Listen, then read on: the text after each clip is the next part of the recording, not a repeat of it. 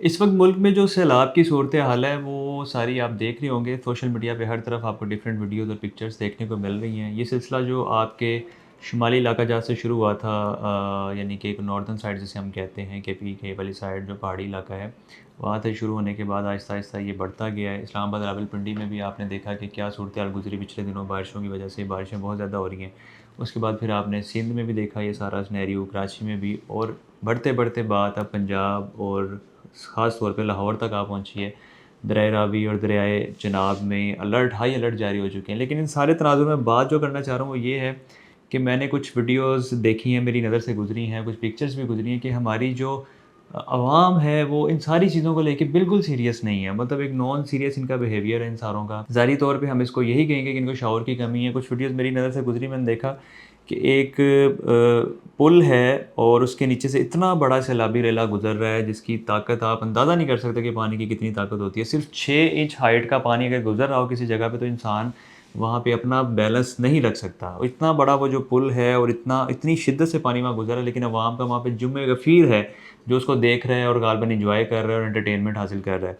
मैं इस सारी चीज़ों को समझता हूँ कि पता नहीं हमारी कौम इतने मसले मसाइल का शिकार है कि उस सारी चीज़ों के बाद जब इस तरह की कोई सिचुएशन होती है तो लोग उसको एन्जॉय करने निकल जाते हैं। बारिश का पानी जब खड़ा होता है, जब पानी आपकी एक हद से ज़्यादा चला जाता है, लोग उसमें स्विमिंग करना शुरू कर देते हैं। तो अजीबो-गरीब यानी कि मनाज़िर आपको देखने को मिलते हैं। समझ नहीं आती इन सारी चीज़ों को देख के बंदा एन्जॉय करे या अफ़सोस करे। तो ये सारी जो चीज़ें देखने को मिल रही हैं, मैं इसमें सिर्फ़ आपसे गुज़ारिश करना चाहूँगा इन सारी चीज़ों से एहतियात करें। ये इस वक़्त जो हाई अलर्ट्स जारी कर दिए गए हैं रावी की वजह से, लाहौर, नारोवाल, मुज़फ़्फ़रगढ़, इवन कि अभी कुछ वीडियो कोई तस्वीरें मैं देख रहा था कि जो करतारपुर है, वो डूब चुका है। अब ये बड़ी ही अलार्मिंग सिचुएशन है कि सिचुएशन यहाँ तक आ पहुँची है कि हालात काबू से बाहर होते जा रहे हैं। लेकिन मैं आप तमाम अवाम से गुज़ारिश करूँगा, रिक्वेस्ट करूँगा कि इन सारी चीज़ों से एहतियात करें।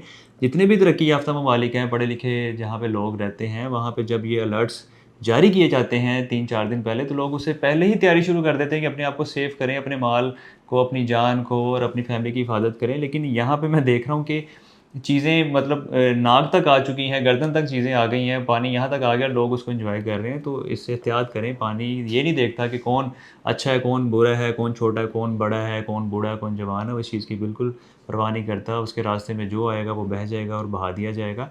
और आपने सवात वाला जो एक अफ़सोसनाक वाक़या था वो सबको याद है और बहुत ज़्यादा वायरल हुआ था और एक पूरी फ़ैमिली उसमें यानी कि पानी के साथ बह गई थी। और वो भी देखा जाए, उसका तनाज़ुर देखा जाए तो वो दरिया में सिर्फ़ अपने साथ कोई पिकनिक करने गए थे या एंटरटेनमेंट के लिए गए थे, एन्जॉय करने गए थे, लेकिन जब वहाँ पे अचानक से पानी आया तो फिर वो सिचुएशन को सँभाल नहीं पाए। तो मेरी आपसे गुज़ारिश है कि आप एहतियात करें। अभी सूरत हाल बुरी चल रही है, हालात बुरे हैं, अल्लाह पाक से दुआ करें और कोशिश करें कि बहुत ज़्यादा एहतियात करें।